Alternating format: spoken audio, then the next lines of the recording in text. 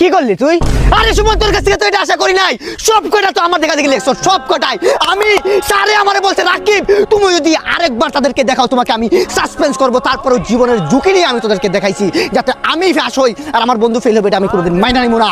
একটা এলাকার ভিতরে তোরা কলঙ্ক লাইগা দিব, এই জন্য তোদেরকে দেখালাম। তুই কত পাইছ? 33 টাকা পাস হইলো। হ্যাঁ, এটা কোনো 5 নাম্বার হইলো? তুই কত পাইছ? আমারে মার জুতা দিয়া, আমারে মার। তুই কত পাইছ? শোনা গো, আমার খুব কষ্ট না, শুটিয়ে লাল করে দেবো বের করে।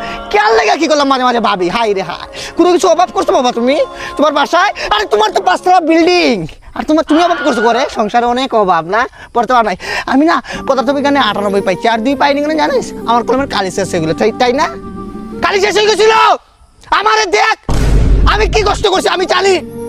কতদিন জানো, রাতের অন্ধকার, কারেন্ট নাই, দেশে তো এমনিই তেলের সংকট, তারপরে কারেন্ট নাই, বিজলি দাঁড়াতে পড়ছি।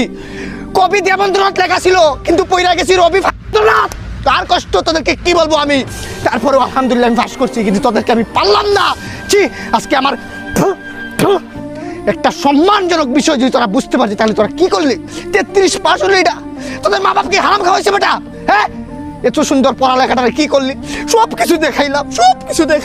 সবাই বলতেছে রাকিব তোর বন্ধু কত পাইছে? 33। আমি কেমনে করবো ভাই? আমার মার ভাই, আমার মা। আরে আপনি বাইকা পড়েন না ভাই, আপনি মনে অনেক ভালো স্টুডেন্ট না? আমি লজ্জিত ভাই সবার কাছে। এই ওদের জন্য আমি পরীক্ষা ছাড়া আমার সাসপেন্ডের অভিশাপ দিচ্ছে জানেন। আমি তার কিছু পড়ুয়া করে নাই যে তোরা দেখ, তোরা পাস কর।